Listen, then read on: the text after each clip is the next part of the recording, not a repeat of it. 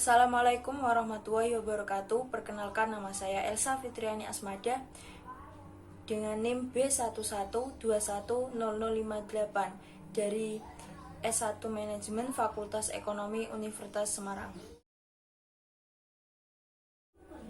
Filsafat merupakan ilmu yang digunakan untuk menyelidiki dasar dari suatu kebenaran dan keaslian dari fenomena yang ada dalam kehidupan sehari-hari. Ciri khas filsafat yaitu ilmu yang mencintai kebijaksanaan, ilmu untuk berpikir secara sedalam-dalamnya. Filsafat merupakan induk dari ilmu pengetahuan. Ada 4 cabang filsafat, yaitu yang pertama metafisika. Metafisika yaitu cabang filsafat yang mempelajari asal mula sesuatu yang ada dan yang mungkin ada. Cabang yang kedua yaitu epistemologi, yaitu cabang filsafat yang mempelajari seluk-beluk pengetahuan. Cabang yang ketiga yaitu aksiologi, cabang filsafat yang mempelajari tentang hakikat nilai kehidupan. Cabang yang keempat yaitu logika, yaitu cabang yang mempelajari bagaimana caranya agar dapat berpikir secara rasional. Filsafat Pancasila adalah hasil pemikiran secara mendalam oleh bangsa Indonesia yang diwakili oleh The Founding Fathers untuk menggali nilai-nilai yang melekat pada bangsa Indonesia yang kemudian digunakan sebagai dasar dan ideologi bangsa Indonesia. Dasar-dasar Pancasila yaitu ada 3. Yang pertama, ontologis. Ontologis menunjukkan bahwa asal dari identitas dan entitas Pancasila berasal dari keberagaman masyarakat. Dasar yang kedua yaitu epistemologi. Epistemologi berkaitan dengan hakikat pengetahuan Pancasila yang eksistensinya dibangun dari proses pemisahan dan penyederhanaan terhadap realitas yang ada pada masyarakat yang multikultur.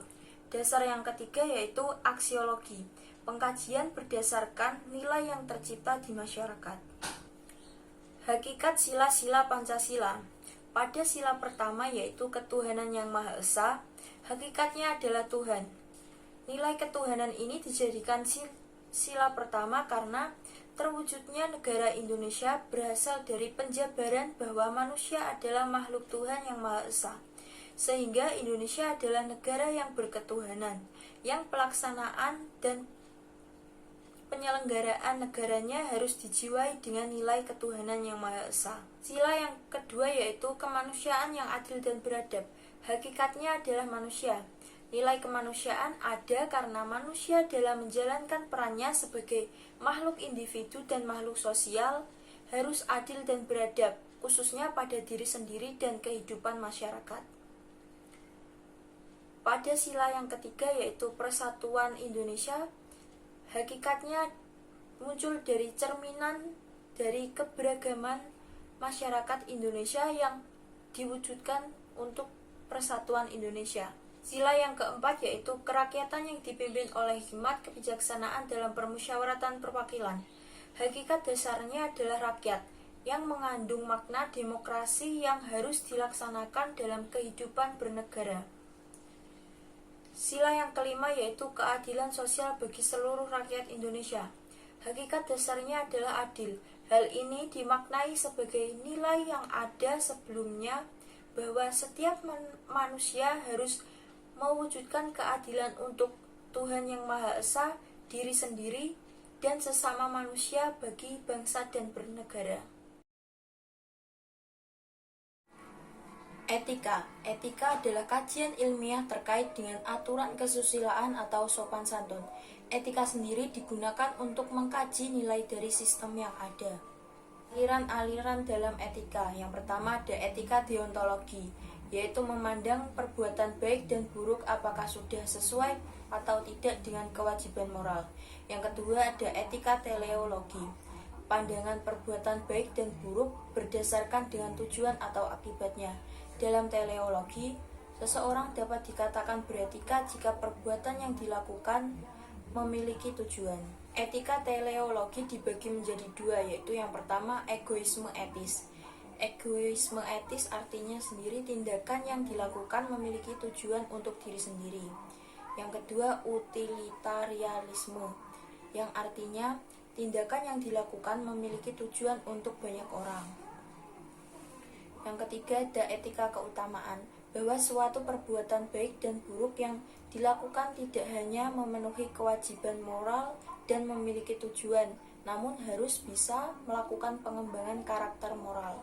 Etika Pancasila. Etika Pancasila adalah penilaian baik dan buruk berdasarkan dengan nilai-nilai Pancasila. Nilai Pancasila yang pertama adalah nilai ketuhanan. Nilai ini bersifat mutlak sehingga perbuatan dikatakan baik jika tidak bertentangan dengan nilai, kaidah, dan hukum Tuhan. Nilai yang kedua yaitu nilai kemanusiaan. Perbuatan dapat dikatakan baik apabila sesuai dengan konsep keadilan dan keadaban.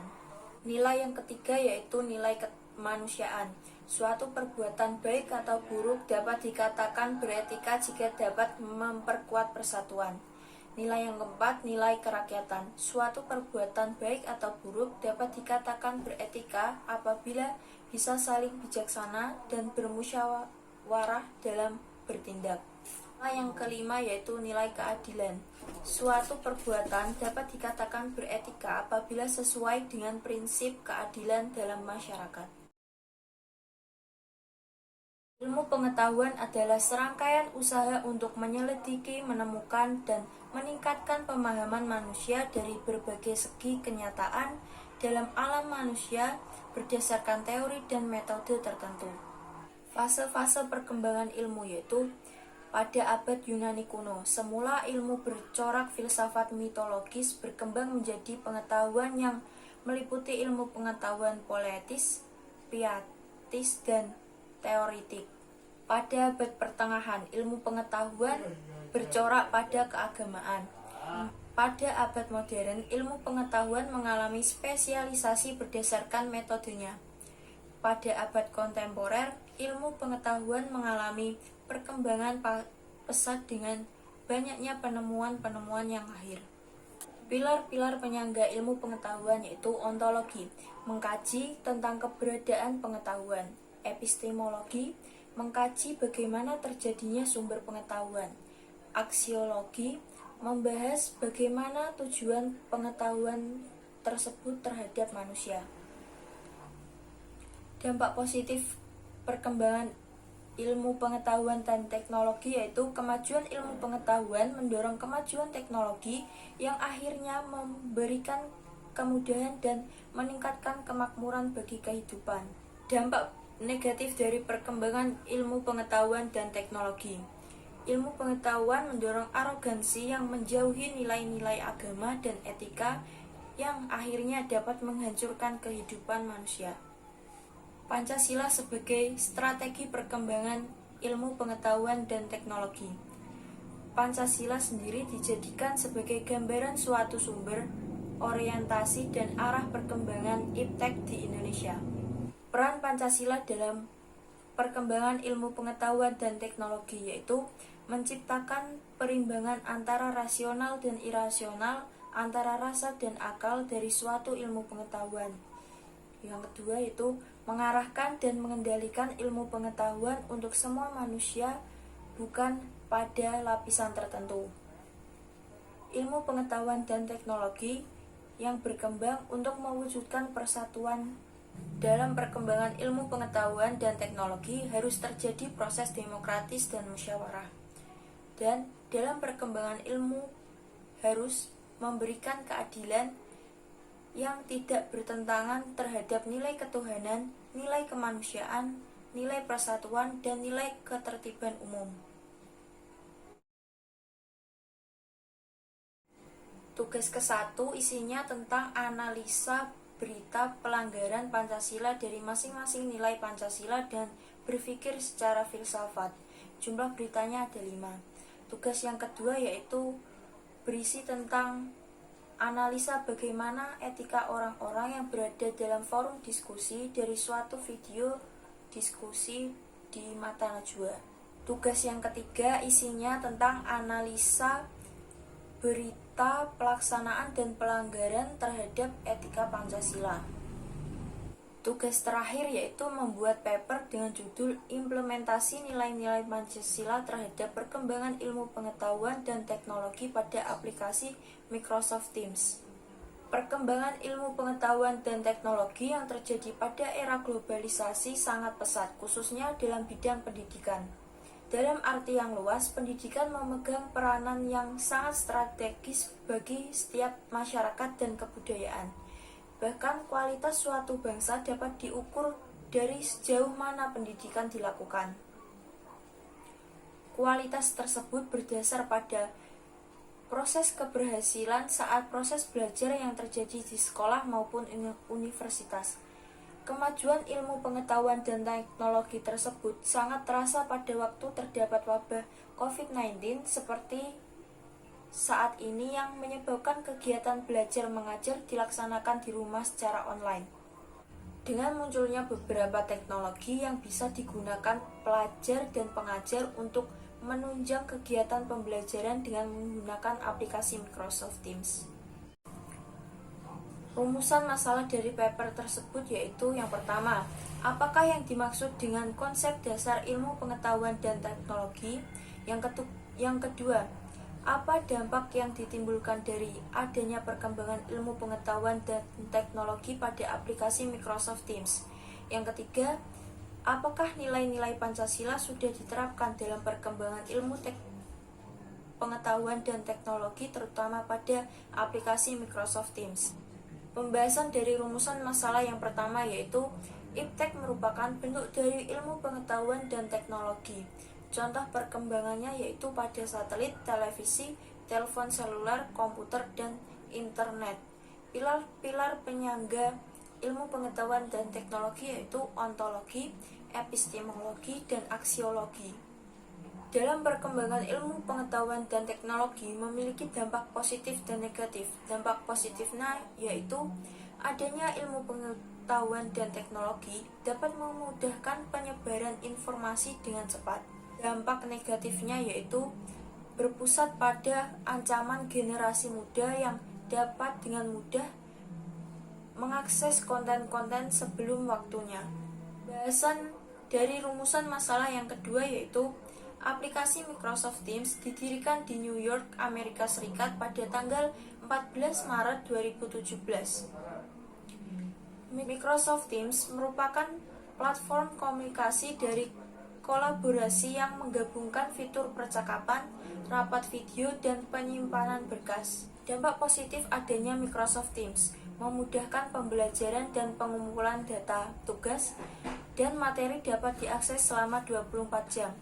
Dampak negatif dari adanya Microsoft Teams, tidak semua pelajar paham mengoperasikan bagaimana Microsoft Teams, dan tidak adanya jaringan internet juga menjadikan permasalahan terhadap aplikasi Microsoft Teams. Pembahasan dari rumusan masalah yang ketiga yaitu perkembangan ilmu pengetahuan dan teknologi yang terjadi pada aplikasi Microsoft Teams sudah sesuai dengan Pancasila dari nilai ketuhanan, nilai kemanusiaan, nilai persatuan, nilai kerakyatan, dan nilai keadilan. Peran dan kontribusi saya dalam pembuatan paper yaitu dengan memberi masukan judul dan rumusan masalah serta mendapatkan tugas bersama Niswa dan Devi menentukan pembahasan dari rumusan yang pertama. Kendala yang didapatkan dalam pembuatan paper yaitu pada waktu menentukan rumusan masalah. Karena banyaknya pendapat tentang rumusan masalah, menjadikan bingung memilih pendapat yang mana yang harus diletakkan dalam rumusan masalah. Sehingga dalam penyelesaiannya diselesaikan dengan cara berdiskusi, dengan menentukan rumusan masalah mana yang harus digunakan.